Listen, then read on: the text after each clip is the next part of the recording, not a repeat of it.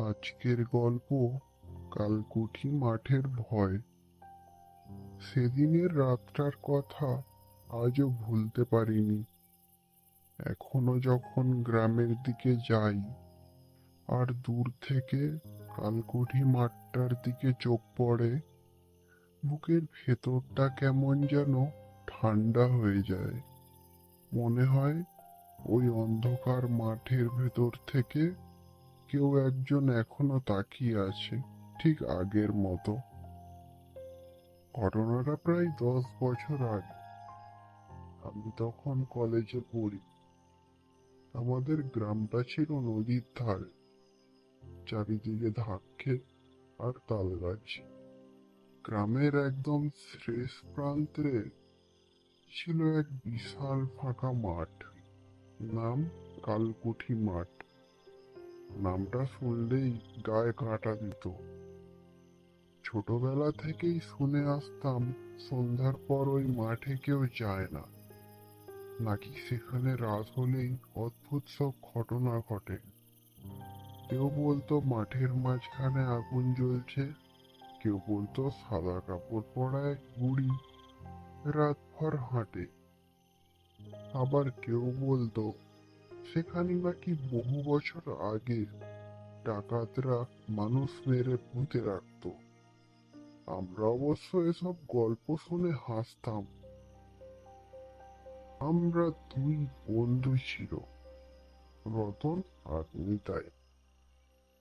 তিনজন মিলে সারাক্ষণ আড্ডা, মাছ ধরা, ঘুরে বেড়ানো। একদিন সন্ধ্যায় চায়ের দোকানে বসে ভূতের গল্প হচ্ছিল। তখন গ্রামের বুড়ো হরিপদ কাকা হঠাৎ বললেন, তোরা যত খুশি হাস, কিন্তু কালকুঠি মাঠে রাত 12টার পর যাস না, ওখানে মানুষ একা থাকে না। রতন হেসে বলল, ভূত থাকলে আজই ধরে নিয়ে আসবো। সবাই হেসে উঠলাম, কিন্তু হরিপদ কাকার মুখে হাসি ছিল না। উনি শুধু নিচু গলায় বললেন, যা দেখবি সেটা দেখে যেন পেছনে ফিরে না তাকাস। কথাটা শুনে একটু অস্বস্তি হলেও আমার পাত্তা দিইনি। সেদিনই ঠিক হলো, আমরা রাতে তিনজন কালকুঠি মাঠে যাব। ভূত আছে কিনা সেটা নিজের চোখে দেখে আসবো। রাত তখন প্রায় 11:30। আকাশে চাঁদ ছিল না, চারিদিক কুয়াশা আর অন্ধকারে ঢাকা। হাতে একটা হারিকেন আর একটা বাঁশ নিয়ে আমরা তিনজনে বেরোলাম। গ্রামের রাস্তা পেরিয়ে ধীরে ধীরে মাঠের দিকে এগোতে লাগলাম। যত মাঠের কাছে যাচ্ছিলাম তত যেন চারপাশটা নিস্তব্ধ হয়ে যাচ্ছিল। ঝিঝি পোকার শব্দও নেই, হাওয়াটাও কেমন ঠান্ডা। নিতাই তখন একটু ভয় পেয়ে বলল, দেখ, কিছু হলে কিন্তু আমি দৌড় দেব। রতন হেসে বলল, আগে ভূতটা বের হোক। আমরা মাঠের মাঝখানে পৌঁছে গেলাম। বিশাল ফাঁকা জায়গা, দূরে একটা শুকনো বট গাছ দাঁড়িয়ে আছে। গাছটার ডালগুলো এমন ভাবে নড়ছিল যেন কেউ ঝুলছে। হঠাৎ দূর থেকে কারো কান্নার শব্দ ভেসে এলো, একটা মহিলার কান্না। আমরা তিনজন থমকে গেলাম। রতন বলল, শিয়াল হবে। কিন্তু আমার বুকের ভেতরটা কেমন ধকধক করছিল, কারণ শব্দটা ঠিক মানুষের কান্নার মতো। কিছুক্ষণ পর আবার সেই শব্দ, এবার আরো কাছে। নিতাই কাঁপা গলায় বলল, চল ফিরে যাই। ঠিক তখনই হারিকেনের আলোটা কেমন টিম টিম করে উঠল, আর আমরা দেখলাম বট গাছের নিচে কেউ দাঁড়িয়ে আছে। সাদা কাপড় পরা একটা মানুষ, মাথা ভর্তি এলোমেলো চুল, মুখ দেখা যাচ্ছে না। আমরা কেউ কথা বলতে পারছিলাম না, শুধু তাকিয়েছিলাম। হঠাৎ সেই জিনিসটা ধীরে ধীরে আমাদের দিকে হাঁটতে শুরু করলো, টুক টুক করে, কাদার ওপর পা ফেলার শব্দে। আমার হাত পা ঠান্ডা হয়ে যাচ্ছিল। রতন সাহস দেখিয়ে চিৎকার করে বলল, কে ওখানে? কোনো উত্তর নেই, বরং জিনিসটা আরো দ্রুত এগোতে লাগলো।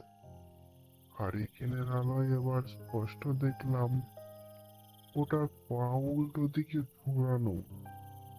নিতাই হঠাৎ চিৎকার করে উঠল, ভূত! বলেই দৌড়। আমরাও আর দাঁড়াইনি, প্রাণপণে দৌড়তে লাগলাম। কিন্তু যত দৌড়চ্ছি মনে হচ্ছে কেউ আমাদের পেছনে হাঁটছে, টুকটুক করে।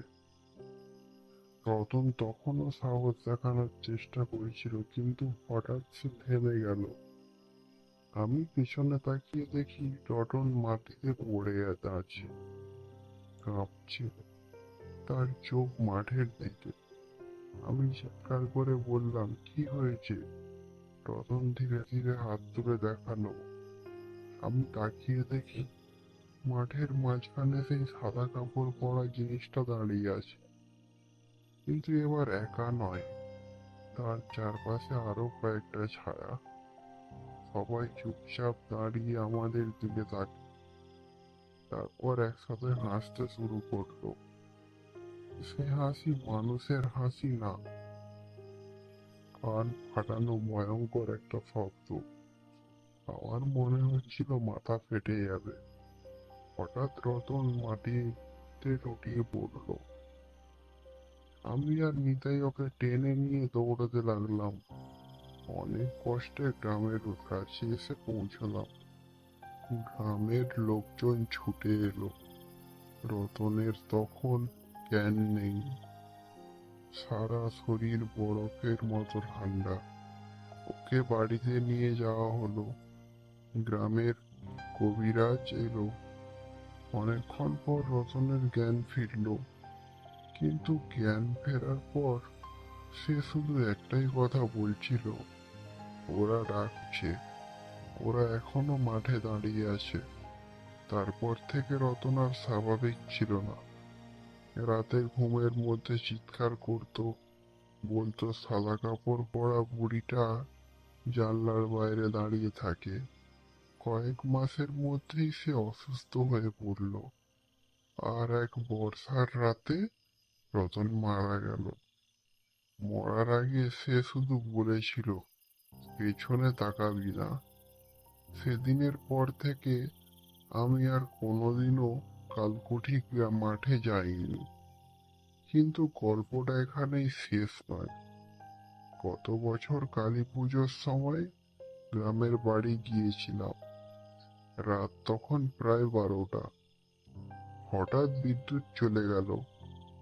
বাইরে বেরিয়ে দেখি দূরে কালকুঠি মাঠের দিকে একটা হলুদ আলো নড়ছে, ঠিক হারিকেনের আলোর মতো। আমি তাকিয়েছিলাম। তারপর স্পষ্ট দেখতে পেলাম তিনজন মানুষ মাঠের ভেতর দিয়ে হাঁটছে, একজন হাতে হারিকেন, আর তাদের ঠিক পেছনে সাদা কাপড় পরা একটা লম্বা ছায়া। আমি আর এক মুহূর্ত দাঁড়াইনি। আজও মাঝরাতে কখনো হওয়ার শব্দ শুনলে মনে হয় কালকুঠি মাঠের সেই হাসিটা আবার ভেসে আসছে, হি হি করে।